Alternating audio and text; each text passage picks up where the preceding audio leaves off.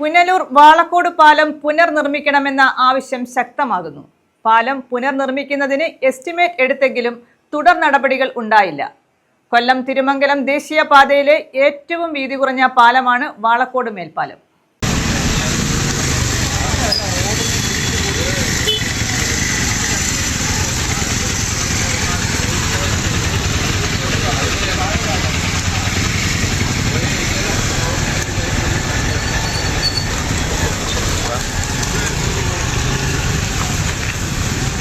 വാളക്കോട് പാലത്തിന്റെ ദുരവസ്ഥ കണ്ടിട്ടും തിരിഞ്ഞു നോക്കാതെ അധികൃതർ കണ്ണടക്കുകയാണ്.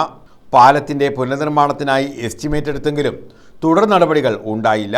പാത തകർന്ന് മിക്കയിടത്തും കുഴികൾ രൂപപ്പെട്ടിരിക്കുകയാണ്. മഴക്കാലമായതുകൊണ്ട് തന്നെ കുഴികളിൽ വെള്ളം കെട്ടിക്കിടന്ന് അപകടങ്ങളും പതിവാണ്. നിരവധി വാഹനങ്ങൾ കടന്നുപോകുന്ന വാളക്കോട് മേൽപ്പാലം പുനർനിർമ്മിക്കാത്തതിൽ പ്രതിഷേധം ശക്തമാണ്. റോഡ് തകർന്നിട്ട് മാസങ്ങളായി.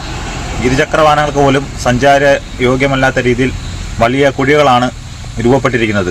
നിരവധി ഇരുചക്ര വാഹനങ്ങളാണ് വാളക്കോടിനും അതുപോലെ തന്നെ കടയനാടിനിടയിൽ അപകടത്തിൽപ്പെടുന്നത്.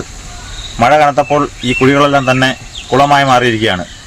NH അധികാരികൾ നാളിതുവരെയായിട്ടും ഇതിനൊരു പരിഹാരം കാണുകയോ അല്ലെങ്കിൽ ഈ കുഴികൾ നികത്തുന്നതുമായി ബന്ധപ്പെട്ട് ഒരു നടപടി എടുക്കുകയോ ചെയ്തിട്ടില്ല.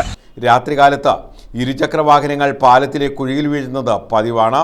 താമരപ്പള്ളി ജംഗ്ഷനും കലയനാട് വളവിലും ശാസ്ത്രീയമായി ഓടയില്ലാത്തതിനാൽ മഴവെള്ളപ്പാച്ചിലുണ്ടാകുന്നത് റോഡിലൂടെയാണ്.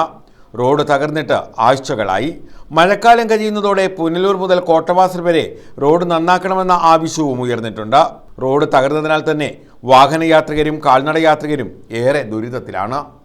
News bureau, Punalur.